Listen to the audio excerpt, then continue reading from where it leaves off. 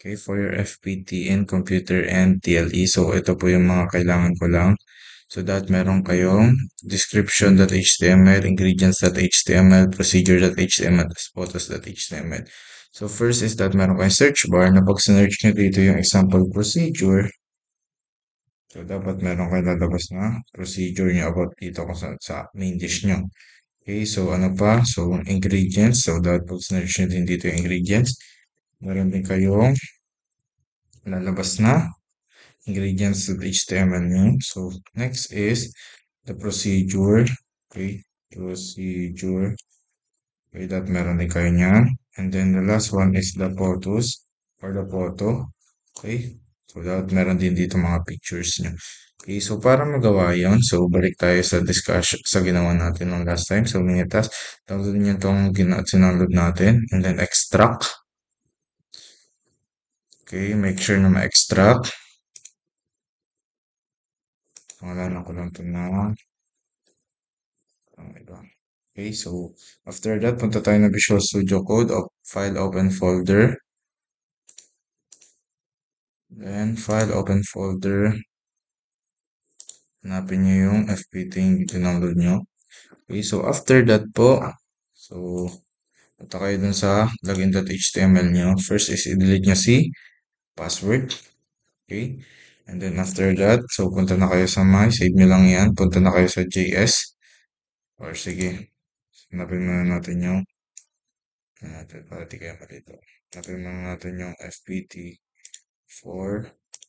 Okay, so ito.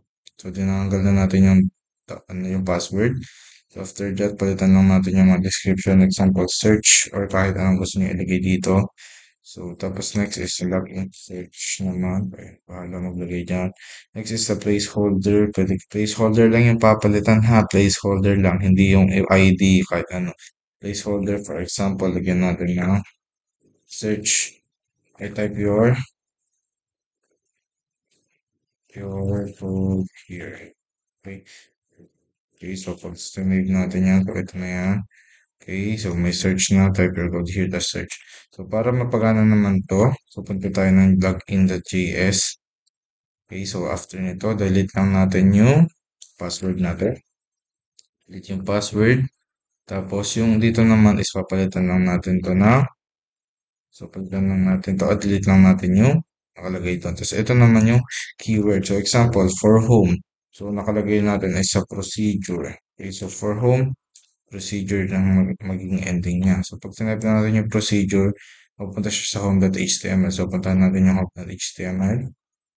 Okay, so save muna natin para nanonood natin. So, pag tinype natin si procedure. Okay, so pupunta siya sa home.html. Okay, so ito na yung home.html natin. So, monologue, presentation. So, ito yan. So, delete nyo lang to or palitan nyo lang ng sample. So, for procedure.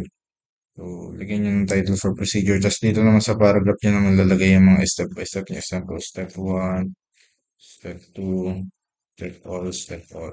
Okay, so kayo na bahala dyan. So, para pag sinerch natin yung procedure, makikita natin yung mga step by step dito. Taka may photos kayo, edi huwag nyo nang delete tong image. Pero kung wala naman kang image, i-delete nyo na to. Okay.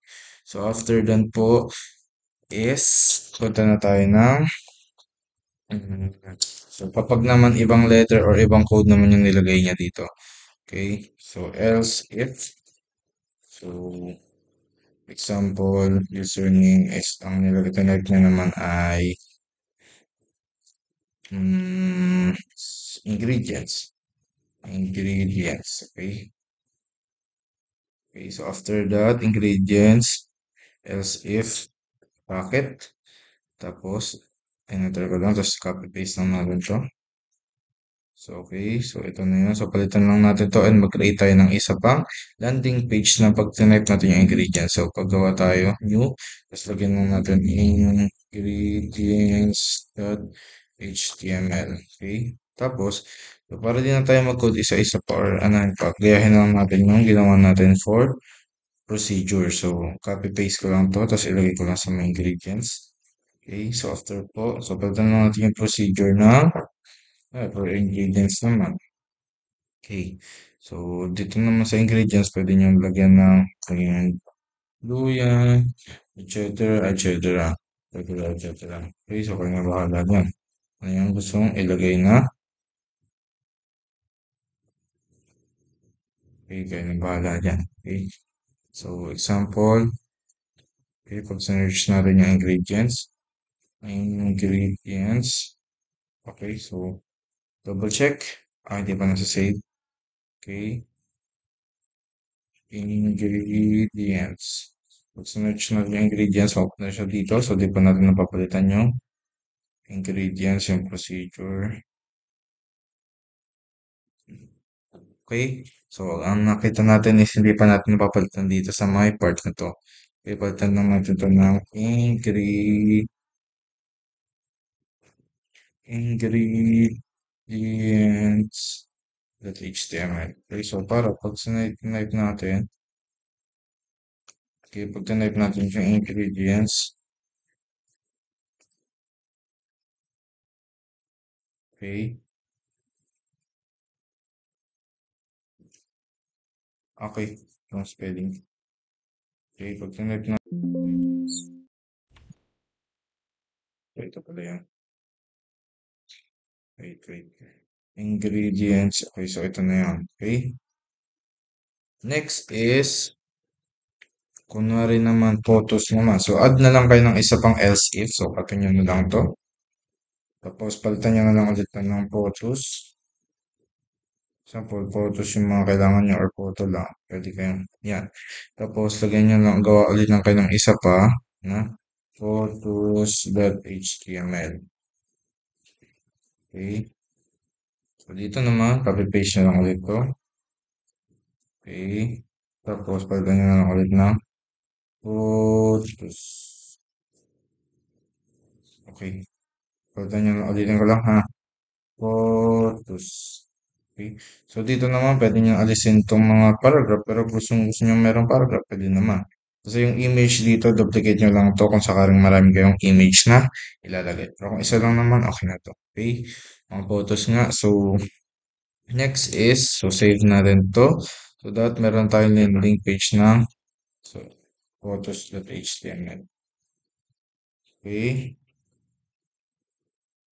Photos.html. So, para pag type natin dito yung photo, okay, photo, okay, so dapat nandito na yung mga photos na ilagay nyo, okay, so pag pinak natin sa search bar, so last is, so ang kailangan natin na last is the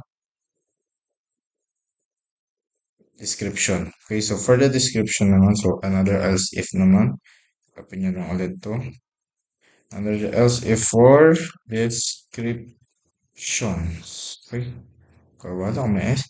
Yeah, okay, description. So, next is go ulit tayo ng isa pang description.html. Okay. So, for example, copy-paste ulit natin to. So, nandito naman yung mga description niya. Okay. So, for example, mga paanong ito, ano yung ayan, mga ganyan na description. So, kayo na bahala dyan sa paglagay dyan.